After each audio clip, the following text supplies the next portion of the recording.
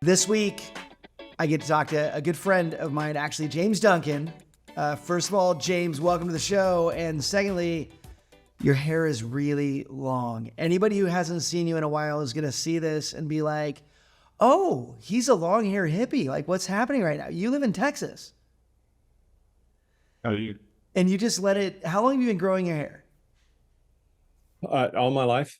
We'll go with that. I mean, You technically, dork. all my life, but more specific to your question, this is about a year's worth of progress, and it was actually circumvented about 3 weeks ago when I got about 3 or 4 inches cut off of the back, and this is the result. That is awesome. I'm going for the Jeff Bridges thing. Oh, that's good. We can cast you for more videos with your Jeff Bridges look.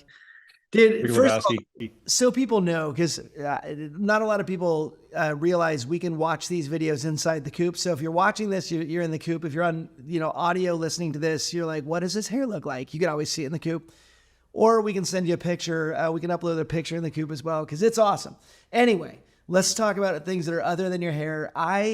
First of all, want to say you have come out to Washington State where we are. You have filmed a lot of great training with us. A lot of the people in 𝗃 going through all of the training on how to do loans. So much of that was brought by you flying up and teaching. And teaching for you feels like it's in your core. You have always looked at, who can I make better? Who can I, whether it's you're standing in front of them teaching, or you're doing your podcast, or you're doing videos within your training system, or you're just hanging out, you're always looking to educate. Where does that come from? Well, it comes from a couple of things. Number one, I come from several past generations of teachers, and it's something that just kind of embedded in my bloodline, in my ancestry. But I also, in one former iteration of my career, I was a public high school teacher for about 5 years. And so that's there, to me, there's a big difference between a coach and a teacher. And I think that part of it is the it's kind of the intentionality of it. I mean, obviously there's certainly overlaps in what the two different categories of mentorship can be. But I think from my perspective, a teacher tends to be a little bit more detail oriented than a coach tends to be. And I know you haven't asked this question, and I'm kind of stringing out the initial question a little bit more, but there's a big difference between I think what I do versus what a coach will do for a loan officer, because I mean our industry is full of a lot of really, really top-notch coaches, but there's not a whole lot of, I don't feel like there's a whole lot of teachers in the mortgage industry. And I kind of consider myself to be one of them. I love that you pointed that out, because I haven't done a lot of thinking around teaching versus coaching. I can tell you, I never want to be a coach. Like that, I have no interest in that. And I think there's a difference between coaching and mentoring. I think that those are two separate things as well. But the teaching sides, I think it's easy for me, but the coaching, like having to follow up with people week after week after week and try and get them to affect change on such a one-on-one basis, you could do so much with it, but it's just a totally different style, and it's a totally different gift, I think. I agree. Have you tried coaching before? Not as an exclusive profession, not in the same way that like Phil Treadwell or Bill Hart or any of the common friends that we have done an excellent job of doing it. It's more of the mentality of my approach. I'm not afraid to tell a loan officer that I happen to be teaching or coach. I'll just go ahead and use the term coaching, but somebody that I'm instructing or bringing along or introducing them to a new tech platform or a new strategy. It's not uncommon for me to give them homework and call it homework, just part of my teaching vernacular. And the way I'm talking right now, there might be some listeners saying, well, that's just a distinction without a difference. I disagree, because it's not something that's really easy to explain, because a lot of coaches will come up with a curriculum and they'll call it a curriculum, like, or this is our syllabus, or this is what we're going to cover. The teaching comes out in more in the actual execution of delivering that material, delivering it in such a way where the student, I'll just use student as an extension of who my audience is. There's a difference between the way our coach presents stuff and the way that a teacher presents stuff. I'm really glad that it's not the same distinction as what you have in high school, where all the coaches in our industry are not wearing bike shorts and stretchy pants and stuff like that. That would be awkward. That would be hugely awkward. Well, maybe not so much in our video conferencing world, but I think that with a teacher, they have a little bit more of a vested interest in making sure that there's understanding on the part of the student. I think that might be one of the biggest distinctions, at least in my mind or in my opinion, between a coach and a teacher.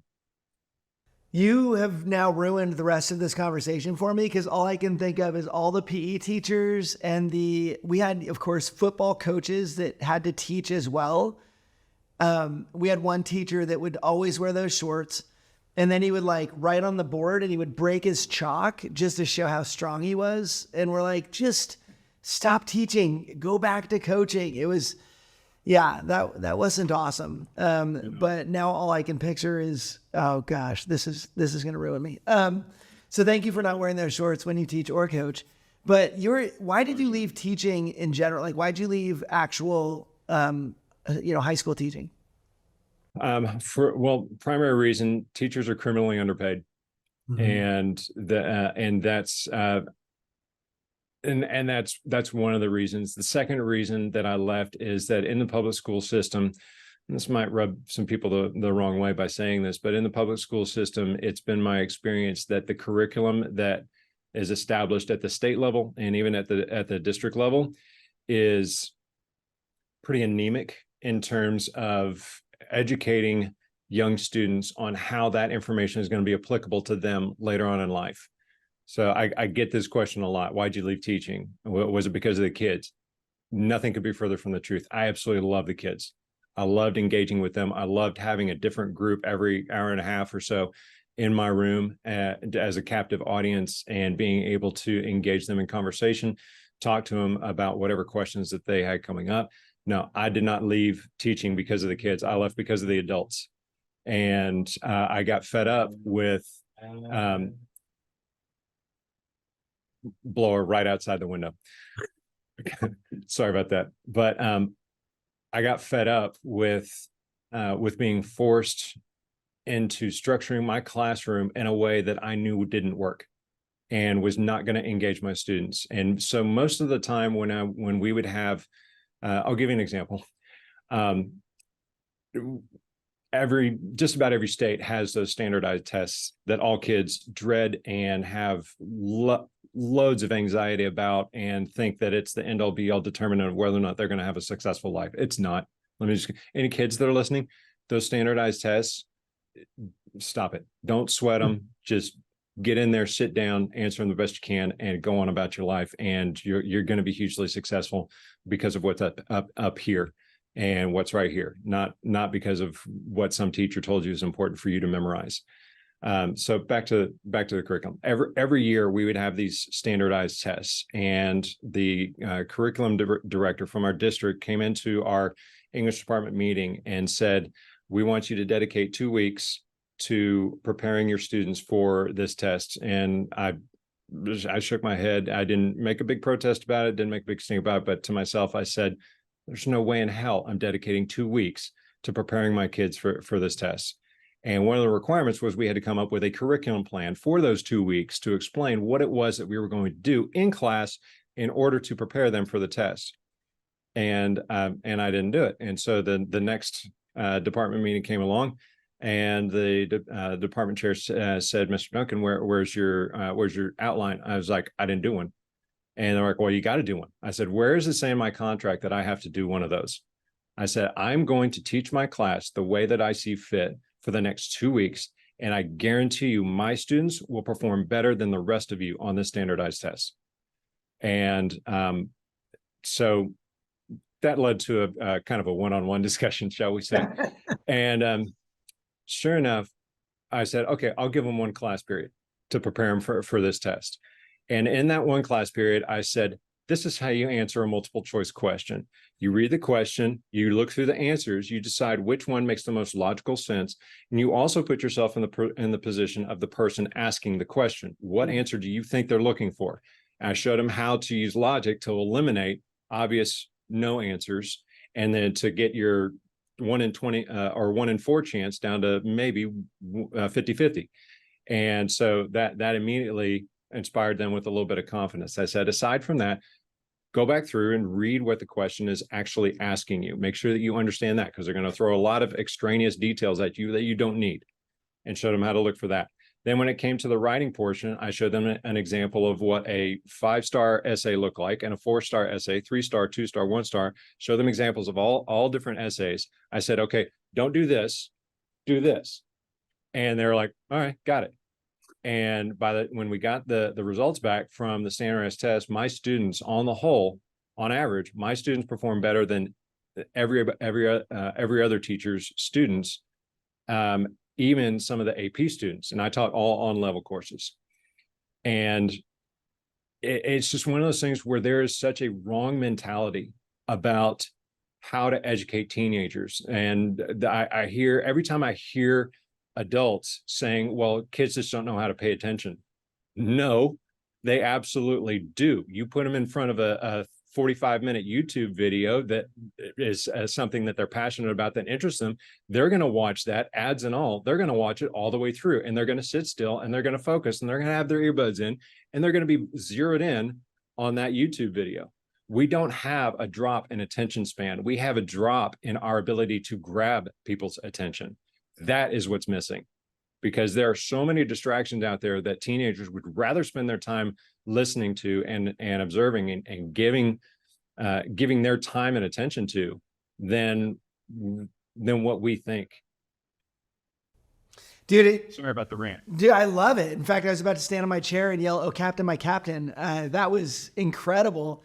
Because it shows passion of teaching. Like, this is, when you were talking, you did exactly what I would have done. And I think the reason is we have the same mentality with teaching, which is it isn't about anything except for the experience of the learner and making it something that they can actually, that they can, if we want them to learn and we know what helps them learn, let's do that. And then anything outside of that, you're saying, you're not protesting the school. You're saying, I'll get you what you want because you want it, but I'm not going to go away from doing the teaching the way that I would teach these kids, because you kind of know, because you know your kids, you're engaged in how you teach, you're engaged in how you're doing it.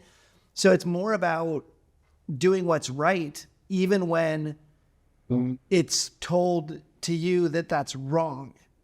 Yeah. Did you get in trouble for that? Yeah, from time to time. Not necessarily trouble. I would be, what was the terminology for it? Not re-educated, chided, I guess you could say. Okay. And told that there was a specific way that teachers in my position should be expected to teach curriculum. And I did the same. I had the same reaction. I just kind of shook my head and thought, I always thought that my job was to educate and engage the students in front of me. Like, the way that you're telling me to teach this particular set of material isn't going to work. And, I shared this story on I just recently did another interview where I shared this story. And I mostly taught English classes, but I knew that if I was forced to teach the same topic over the course of 8 periods over a 2-day stretch with no variation, I would have wound up on the 10 o'clock news, and no teacher wants to be on the 10 o'clock news. They want to be on the 6 o'clock news because that means you did something good. Yeah. But I knew I needed to have some variety in the courses that I taught. So I taught a lot of additional courses outside of just English. One of those courses was a course called business law. And in business, and this was actually a pretty interesting one because there wasn't a whole lot of dictated, rigid curriculum that I had to follow for that class.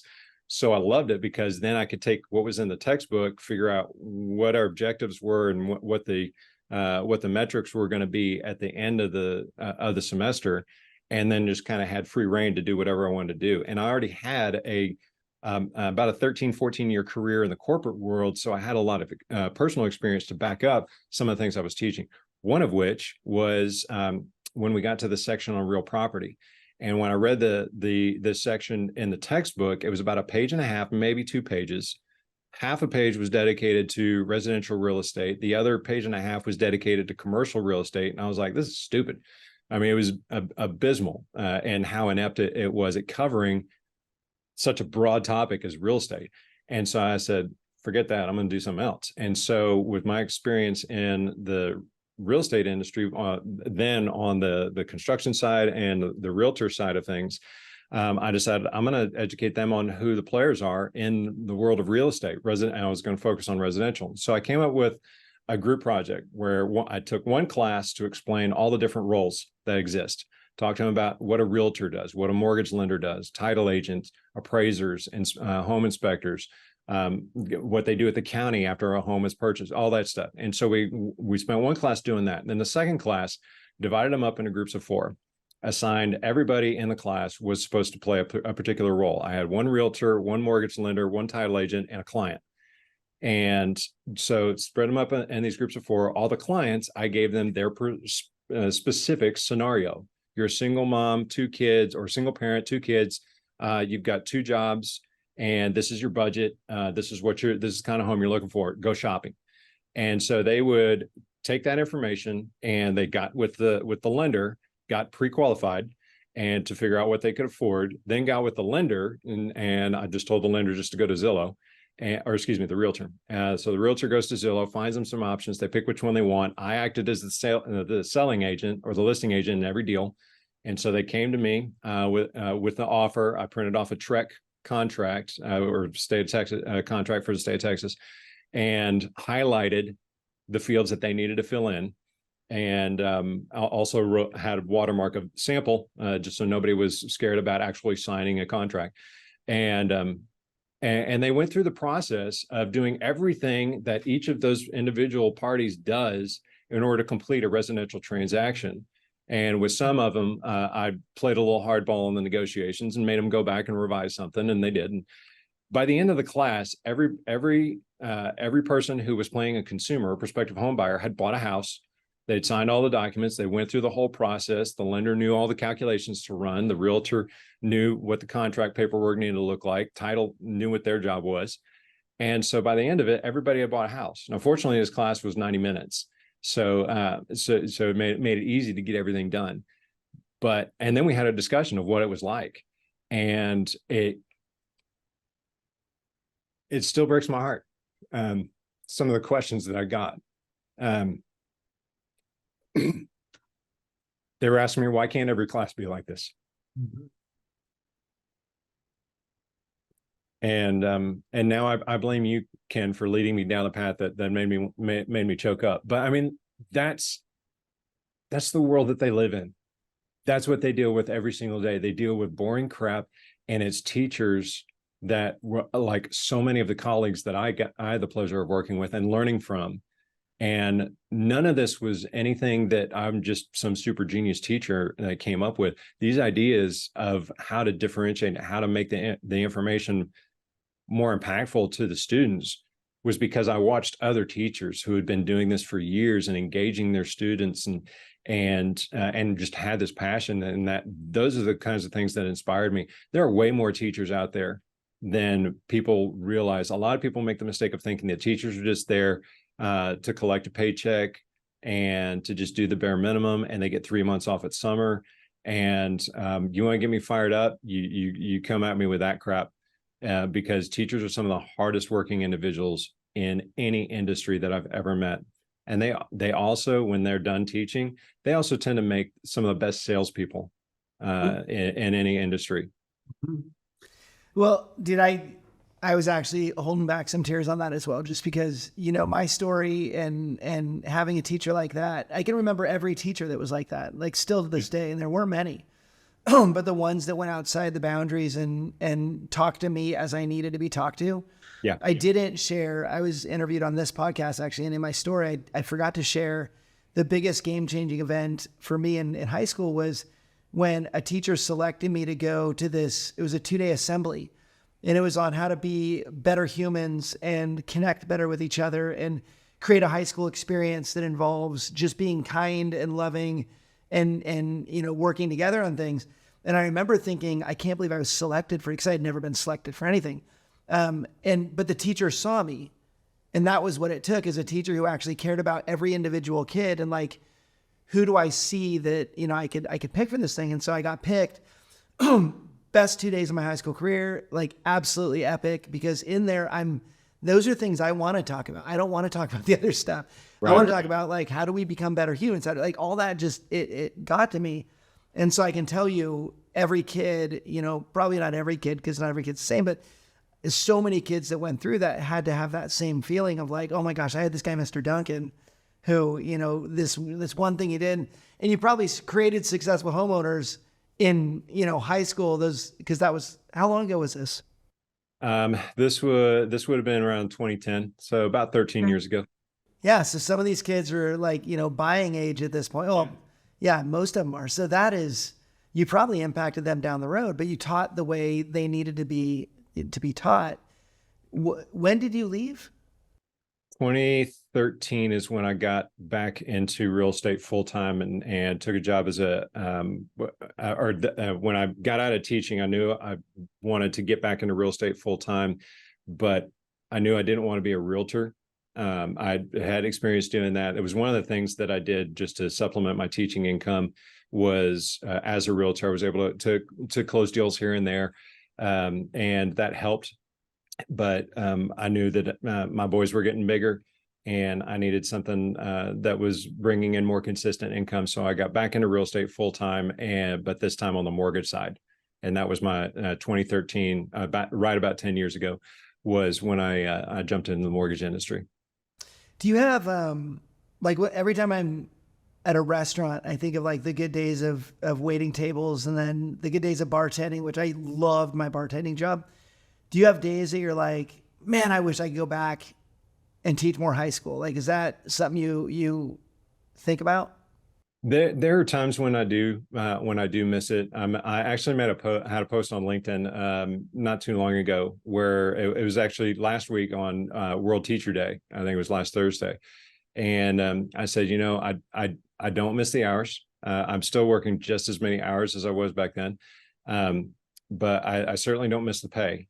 But I do miss the curious conversations. I miss those moments where I'm working, whether it's working corporately or working one-on-one with a student, and they're struggling with a concept, and I'm helping them through those questions. And then you see that light bulb moment go off in their eyes, and they suddenly get it, something they've been struggling with, like, oh, that makes sense. Mm-hmm. And I miss those moments.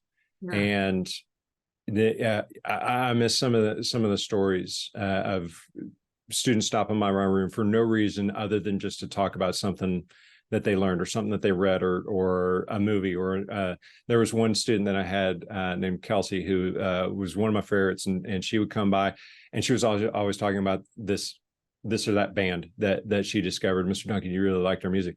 More often than not, she was right. And she introduced me to a wider swath of music appreciation. And there was one girl, she had, I don't remember exactly what her condition was, but you could tell that it may have been some form of cerebral palsy, but I was also certified to teach special education. So I would occasionally have students in my class that needed some form of accommodation. And so we're about a week and a half into the school year. And this young girl comes up to me. And I had been handing her the adjusted assignments. They weren't as long, they weren't as stringent. They matched what her accommodations were.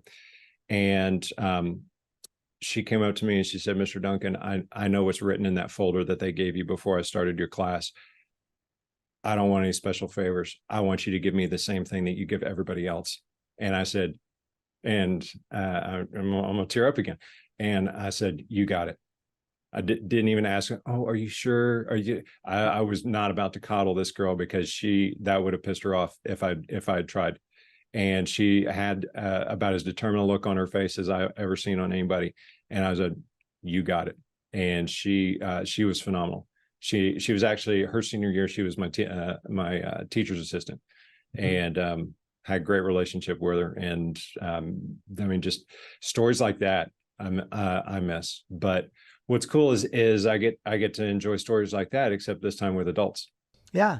We have adult learners now, which are fairly different from high schoolers. Not as different as you might think. I'm still telling people to put up their cell phones. Wow. You're technically in marketing, right? But you're educating constantly. So where's the line for you on when you're doing what? It's continually blurred. That line is continually blurred. I don't know that there is ever a time when I'm taking off the teacher hat, because there's such a deficiency in the mortgage industry around marketing and what good marketing looks like versus what canned, boring, stale marketing looks like. This is not to disparage any of my counterparts or any of my colleagues at other companies, but our industry is so abysmally behind the times when it comes to connecting with consumers with messages that really resonate with them. And there's a number of things that I see myself where I see myself wearing both the educator and the marketer hat, the marketing hat, simultaneously. And I think that's 99% of what marketing is. It's educating a consumer on what you can do for them to help them solve whatever problem they're facing. It just so happens that we're solving the problem of home ownership for them. And so I think that there's a really good overlap between those two worlds. And I'm either teaching a loan officer how to connect with their community better, or I'm teaching a prospective consumer that sees some of our social media content online on the various different facets of what it means to get not just like pre-approved versus pre-qualified, but like what are the best ways to think about designing a mortgage strategy? Is it just looking for the lowest rate? Well, no, there's dozens of factors that go into whether or not you're in the right mortgage strategy for your financial needs. And that's what we spend a lot of our time doing. And if I'm not doing those two things, I'm educating my team on various different facets of the mortgage industry, because I mean, you know this about me, that I'm also licensed. I'll do loans every now and again, even though it's not the predominant means of or not the predominant purpose of why I exist at Thrive. I still do it because it helps me stay connected to the pulse of what's going on in the market. I understand how to have these kinds of conversations with realtors and with consumers and other types of partnerships. And that allows me to educate my team on how to think strategically about the content that we're producing and put it in a vernacular that instead of saying DTI in a post, we'll talk about affordability and what that means. And that just because, like we had a post that actually played pretty well, where I'm explaining in 90 seconds or less, I'm explaining the difference between affordability versus what you qualify for, and that no lender can tell you what you can afford. You're the only one that can determine that. And so it helps us to take a much different tactic or take a much different strategy when it comes to the marketing that we produce, and also equips our loan officers with information that's truly going to be relevant, that will help them stand out better. If you are watching this podcast and you're in the mortgage industry and you haven't checked out the Knowledge Coop, you definitely need to dive into the Knowledge Coop. In there, you will find content and community that will help you grow as an individual by learning everything there is to know about the mortgage industry. If you think you know everything, just dive in and take some classes, because there's always something more you can learn. To be successful in this business, you've got to continually learn. In addition, if you're a company and you want to teach your people in your own environment, we've got that in the Knowledge Coop Enterprise Services. So reach out to us, check out knowledgecoop.com. Definitely join Coop Plus. Let's get back to the podcast. So consistency here, or the thread I'm seeing is you've had a constant quest to help people, to, I would argue, protect people from misinformation, to protect people from failure, right? To lean in and be the voice that they need to hear in all aspects. Because teaching versus what you do now, that thread flowing through means it comes from somewhere, right? What happened that caused that in you, that made you that way? Or have you always, as long as you've known it, like you've always cared? Because you care, like, more than most people. I don't know. That is a deep question. So you weren't kidding about going digging. I don't know that there's a singular moment that that points to that, but I do know this from my background. I know that for whatever reason, there were adults in my life when I was growing up that that gave me a lot of disincentives to not use my voice. Those adults were absolutely not my parents. My parents were the exact opposite. But there were adults in my life that I trusted who told me things that as a child, I don't know that they necessarily meant, I don't believe that they necessarily meant those words to impact me the way that they did, but they did.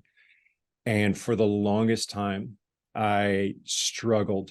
Like it was a struggle for me to speak up, for me to voice my opinion, for me to want to stand on a stage and deliver any kind of presentation or speech. And it took a lot of time and a lot of effort and a lot of practice on my part to overcome that and rediscover my voice. I'll give you, for instance, just so you kind of have the frame of reference. When that was in fourth grade, and it was a sunny fall day, and we had a substitute teacher, and we were coming back. I think we were coming back from the library, and we were walking in a straight line. One of my best friends was walking in front of me, and he and I were just engaged in a conversation. I didn't think I was being super loud or anything like that.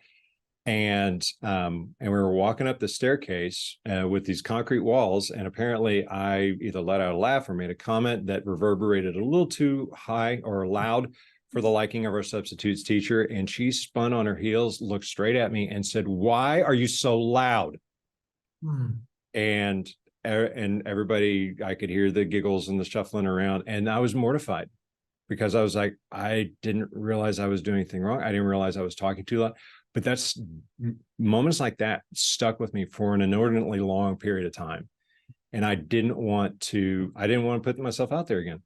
And it was, I would still present when I needed to. I would still go up in front of a crowd and give a speech or a presentation or whatever, but it was out of performance, not out of a genuine desire to want to educate or to want to impart wisdom or for anything other than let's just get through this.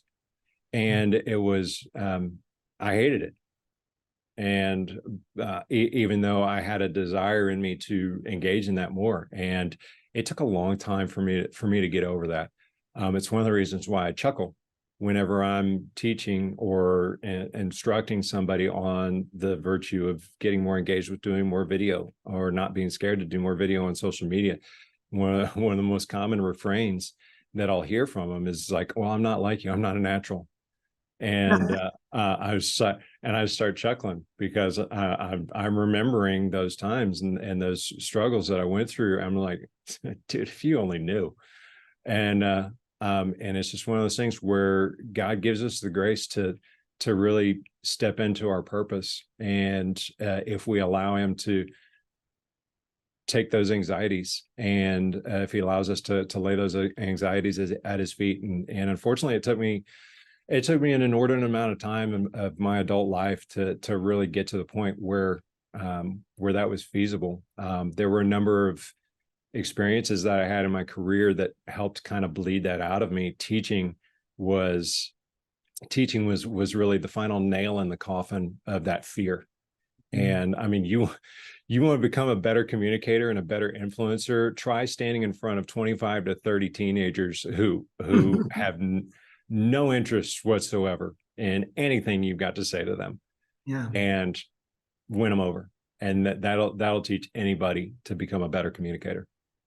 Yeah, there's something called rejection sensitive dysphoria, which is at a young age, receiving so much feedback, so much negative feedback, and can cause people later to not do very well with feedback. I mean, that one thing that happens to you from a substitute teacher at an early age, you still remember it like it's yesterday. Like that moment was pivotal because you went, oh, am I too much, or am I too loud, or is my voice even, worth people hearing? And just all the stuff that you can stack on top of something. I don't even know that teacher would remember that moment, but for you, because of the way it was delivered and where you were and in front of a lot of people, it causes all of that, those feelings that, like you said, last a long time. I also love the way that you said the final nail in the coffin to that fear. It is, you mentioned video. Speaking and video are very similar. And that the more reps you get, the better you get at it. Just like anything, you're looking at mastery, and people don't want to start because they're worried they're going to screw up. And I love that you said, we all, like, it's how it works, right? You're never a 10 in your first speech. You're never a 10 in your first video. Expecting yourself to be that way is actually going to stop you from starting, right? And so getting over these things that people have of like, maybe I don't need to be heard, or maybe I think there's a lot of voices trapped beneath things like what you just said, right? They're trapped beneath an experience that somebody told them they couldn't speak up, or somebody told them they weren't worth it, or they weren't worth listening to. But you're a testament to, once you start talking and start, getting out there and caring, you get to change lives. And you did that in high school. You do that today. I just have one last question. This year sucks in the mortgage industry. There's no better way to say it. You're in mortgage. The people that you talk to, the people that you help, you do loans yourself. But for those that you're helping out there, it almost feels like leading people in the mortgage industry is more like almost therapy and counseling. You're trying to get them to like get out there and experience, and have great experiences instead of being trapped inside or being hesitant to go out. What's been your experience in helping people, and what would you say is the difference between a person who receives the information and runs with it and those who you can't reach? I'll start answering that fantastic question. First of all, I'll start answering it by giving you the very short version of a story back from my teaching days. There was this one student named Isaiah. He showed up.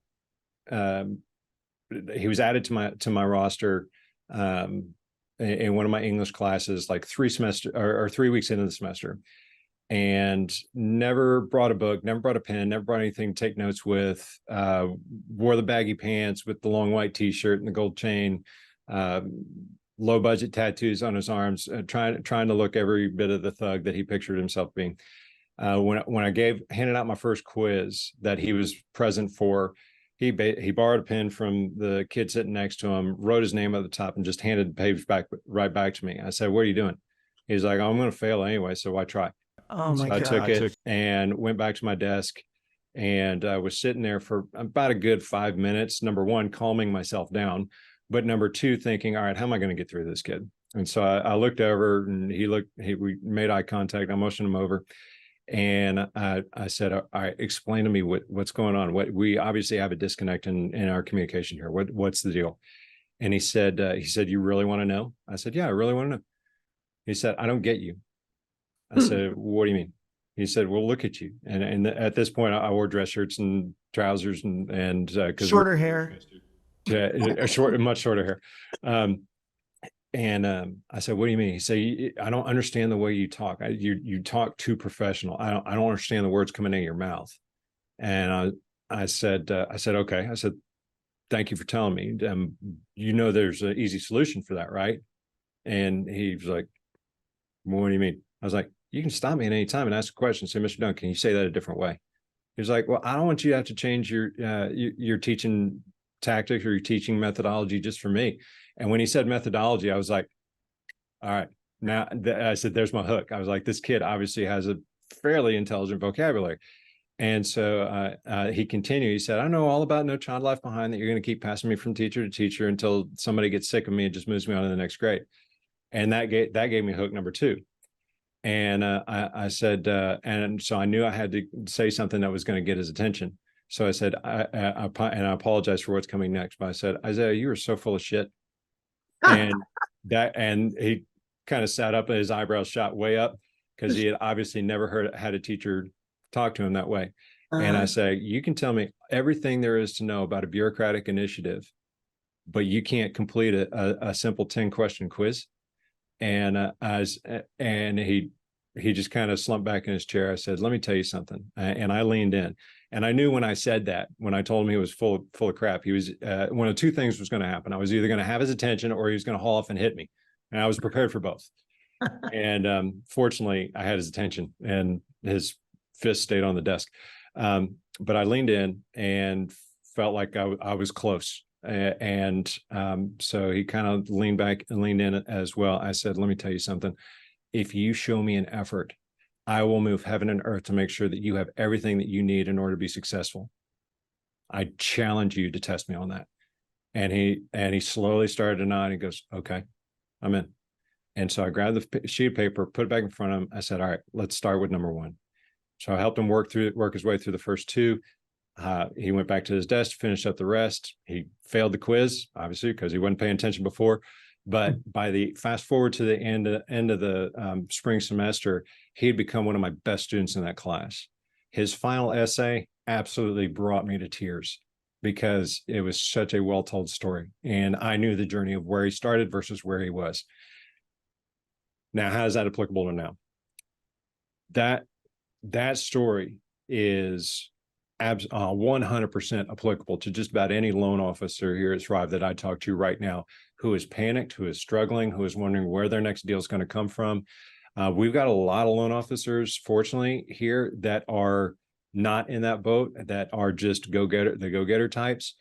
But as you said, this industry kind of sucks right now. There are opportunities out there for those that are willing to work, but a lot of times it just takes an outside perspective of somebody saying that, okay, I understand that you're busy. I understand you're making lots of phone calls and having lots of conversations, but the activity that you're engaged in is unproductive activity. Activity and productivity are not the same thing. Let's get rid of the unproductive activity and let's focus in on the stuff that's actually going to drive you business. And so we'll have conversations about time blocking. We'll have conversations about prioritizing your time, that you do not have to be at your realtor, despite what a realtor might tell you. You do not have to be at their beck and call 24/7. There are boundaries that you can have that are going to allow you to keep your sanity. But let's set up a process and a workflow that's going to make it so that you don't have to be at their beck and call 24/7, because they already have the information that they're going to need to get from you. So it ends up being a much more productive conversation for them, both emotionally as well as in regards to their business, if I lean into them the same way and say, all right, I'm going to need you to trust me. And I give them the same line. If you show me an effort in this, I will move heaven and earth to make sure that you have what you need to be successful.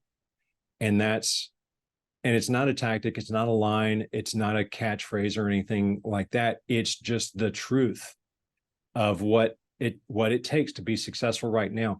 The attrition that this industry is seeing is not over. It's going to get worse before it gets better.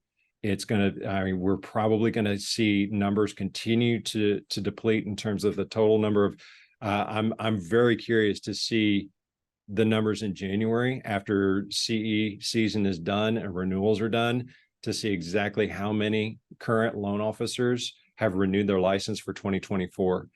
I think it's going to be a pretty precipitous drop, even more than what we've seen to this point.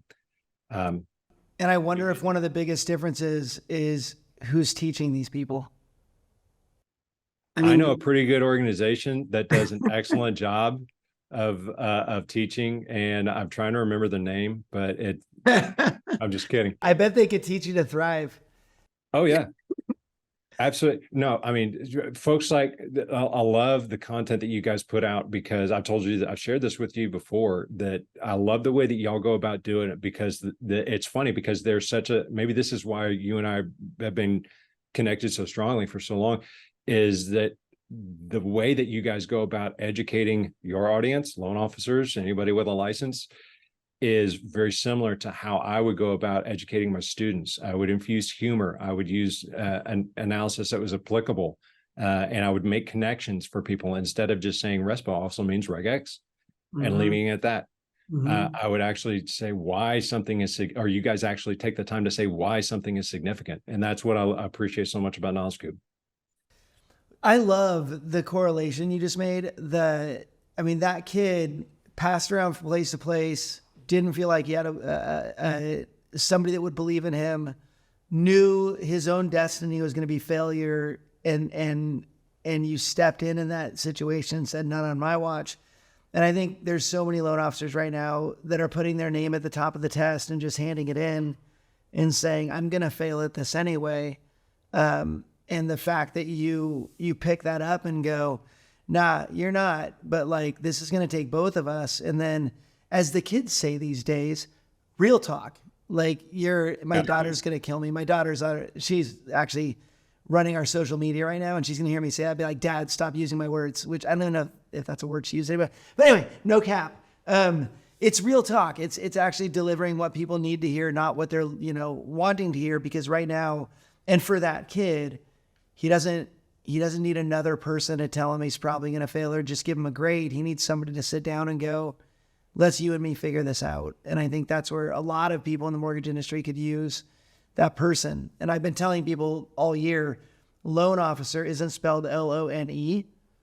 It's spelled L-O-A-N. And so reaching out sometimes, for those listening, reaching out to a teacher, mentor, coach, and saying, I don't know how I'm going to do this, but I'm willing. That's the big part, right? I'm willing to do what it takes. Because you said, as a teacher, you're willing to do what it takes, right? The kid also has to agree and go, okay, I'll do my part then. And so people need to reach out and say, I don't know how to do this. And by the way, that's not loan officers, that's everybody. That's CEOs of companies right now need to reach out and say to somebody that they trust and say, I don't know how to run this right now. I need some help. And having somebody like you, somebody who cares that much, is just, such a huge advantage to people. So James, thank you so much for spending time with me. Can't wait to see you again. I got to get down to Texas at some point. I think this was hugely impactful. So man, I appreciate you. I appreciate you, Ken. Thanks for having me on. So Thank either you. you come get your butt down to Texas, or I'm going to get on a plane and head back up to Vancouver. That sounds like a plan too. All right, man. I'll see you later. All right. Thanks, Ken.